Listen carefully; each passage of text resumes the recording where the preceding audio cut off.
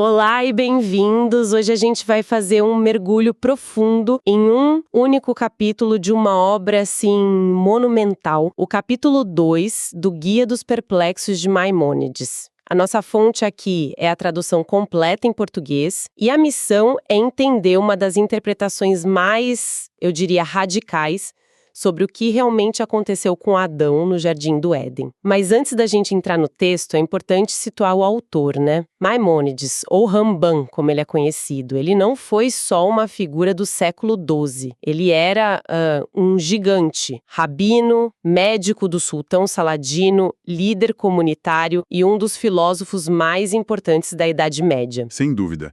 E ele vivia com um pé na tradição judaica e o outro firmemente na filosofia grega. E essa, eu acho, é a chave para entender o guia. O título não é uma metáfora, sabe? Ele era literal. Totalmente. Ele escreveu para pessoas que estavam, assim, genuinamente perplexas. E o que causava essa perplexidade toda? Então, imagina ser um intelectual judeu no Cairo daquela época. Em casa você lê a Torá, que fala de um Deus que se arrepende, que fica irado. Um Deus com características bem humanas. Exatamente. Um Deus que desce para ver a Torre de Babel. Aí na universidade, digamos, você estuda Aristóteles e aprende que a causa primeira, o motor do universo, é um intelecto puro, imutável, impassível. O conflito está armado. Completamente. A Torá parece descrever uma pessoa, a filosofia descreve um princípio. O guia é quase uma terapia para essa esquizofrenia intelectual. Uma terapia que não vem com respostas fáceis, pelo que eu entendi. O método dele é tudo menos direto. Exato. Na introdução do livro, ele faz um aviso que é quase um desafio. Ele diz que não vai entregar as coisas de forma ordenada. As verdades mais profundas, os segredos, vão estar espalhadas em lampejos, misturadas com outras coisas, às vezes até escondidas. E ele chega a descrever o que ele chama de sétima causa de contradições. Peraí, ele admite que se contradiz de propósito? Sim. Nossa, isso é incrivelmente ousado. É uma técnica literária radical. Ele está basicamente dizendo para o leitor, olha, se você encontra duas passagens minhas que parecem dizer o oposto, não presuma que eu errei. Uau! Uma delas é para a massa, para a estabilidade social. A outra é a verdade esotérica para você, meu aluno ideal. Seu trabalho é descobrir qual é qual. Ele exige um leitor que seja quase um detetive. Exatamente, um leitor ativo. Ok, então com esse manual de instruções em mente de que nada é o que parece, vamos ao ponto. Para entender o capítulo 2, você disse que a chave está no 1. Precisamente. O capítulo 1, ele desmonta a interpretação literal da frase mais básica sobre a criação humana. Façamos o homem à nossa imagem e semelhança.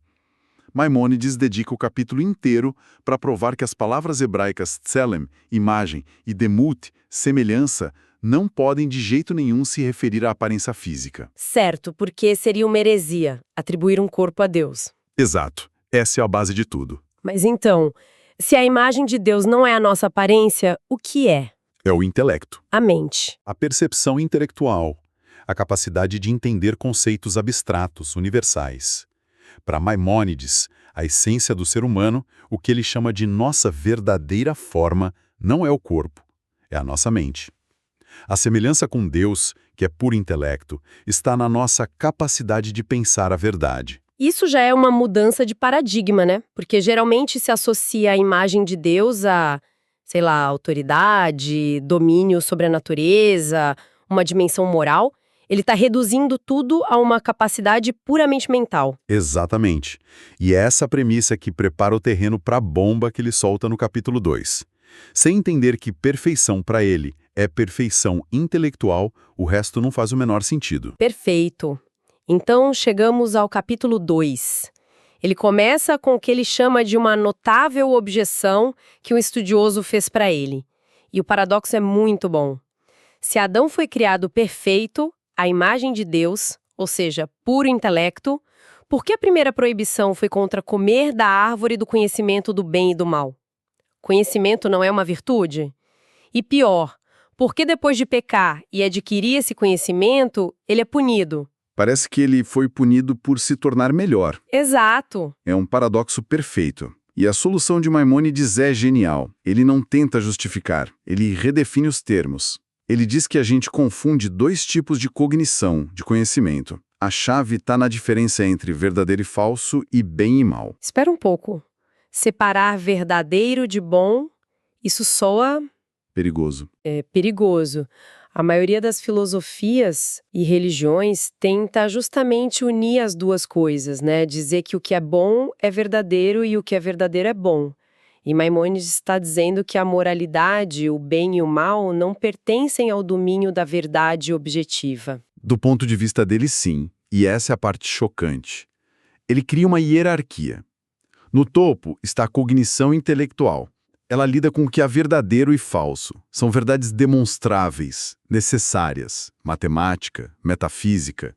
A soma dos ângulos de um triângulo ser 180 graus não é uma opinião, é uma verdade. É o domínio da razão pura. E abaixo disso tem a cognição que a gente pode chamar de convencional ou moral. Ela lida com o que é bem e mal. E para ele, esses termos se referem ao que é geralmente aceito, louvável ou vergonhoso, belo ou feio, pertencem ao domínio das convenções, das opiniões. Entendi a distinção, mas de onde ele tira isso? É puro Aristóteles. Para Aristóteles, o intelecto puro, o nous, que contempla verdades eternas, é a atividade mais elevada do ser humano. A ética, a política são essenciais, mas lidam com o que é contingente, com o que poderia ser diferente. O que Maimônides faz de genial é mapear essa hierarquia filosófica grega diretamente na história de Adão. Ok, eu confesso que isso inverte tudo. A vida inteira eu ouvi que o pecado foi um ato de arrogância, para ser como Deus, para ter mais conhecimento. Mas ele está dizendo que Adão já tinha o conhecimento mais elevado. E o trocou por um inferior. Uau! Exatamente.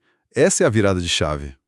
No seu estado de perfeição original, antes do pecado, Adão operava só no nível intelectual. A mente dele só se ocupava com o que era verdadeiro e falso. E o bem e o mal? Simplesmente não existiam para ele. Não nesse sentido de vergonhoso, apropriado. Ele estava, de certa forma, num estado amoral. Não porque era mal, mas porque estava acima da moralidade convencional. A única preocupação dele era a verdade. Então, o que aconteceu quando ele comeu o fruto? O que significa essa abertura dos olhos? Não foi uma ascensão, foi uma queda, um colapso.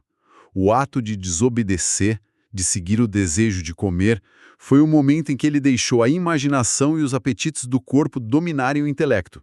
Ele abandonou a esfera da razão pura e despencou para o domínio dos sentidos, das paixões, das convenções sociais.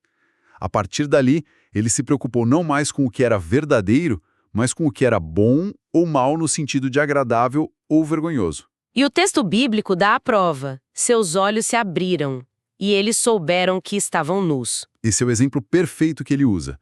Antes, a nudez era um fato, uma verdade neutra. Não era boa nem má, simplesmente era. Exato. Não tinha vergonha associada porque a mente dele não estava ocupada com o corpo ou com julgamentos sociais.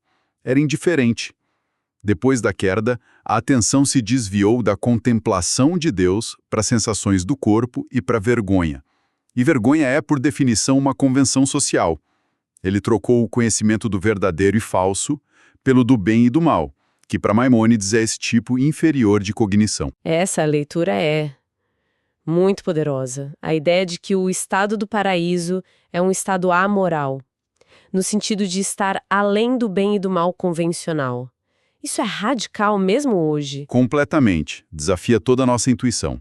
O conhecimento do bem e do mal não foi um prêmio, foi uma doença. Foi a perda do foco intelectual. E o início da tirania das paixões e das opiniões. Então a punição, a mortalidade, a dor, o trabalho para se sustentar, não foi um castigo arbitrário de um Deus zangado. De forma nenhuma. A punição é só a consequência natural e inevitável da queda. Ao abandonar o intelecto como guia, Adão se tornou escravo do corpo. Passou a ter necessidades. Exato. Agora ele precisa trabalhar para comer, precisa lutar para sobreviver, precisa lidar com a dor, o desejo, o medo. A perda daquela clareza intelectual perfeita é a punição. Ele foi expulso do jardim da contemplação pura para o mundo barulhento e confuso do trabalho e da moralidade. O que transforma a história de Adão de um evento único lá no passado em uma alegoria sobre a nossa condição aqui e agora. É isso. A história de Adão é a história de cada um de nós. É a luta constante que a gente trava aqui dentro entre a razão que nos puxa para cima, para a verdade, e os desejos que nos puxam para baixo, para os prazeres imediatos, para a preocupação com o que os outros pensam. A queda de Adão é a nossa queda diária, intelecto. O pecado original não foi a desobediência em si, mas a subordinação da razão às paixões. Foi trocar a busca pela verdade pela busca do prazer. Perfeito. E essa leitura, claro, redefine o objetivo da vida.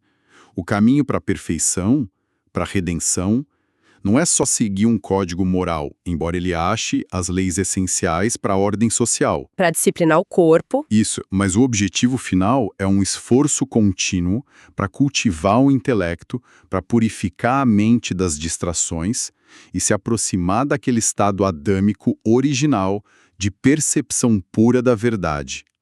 É transcender as meras convenções de bem e mal para, de novo, alcançar o conhecimento do verdadeiro e do falso. O que nos deixa com uma questão bem provocadora para refletir. Se o estado mais perfeito do ser humano, o de Adão antes da queda, está além das noções convencionais de bem e mal, qual é o verdadeiro papel da moralidade para quem busca sabedoria? Seria a moralidade um conjunto de regras de treinamento, um guia para domar as paixões e viver em sociedade, mas, no fim, um estágio a ser transcendido pela mente que alcança a pura compreensão da verdade?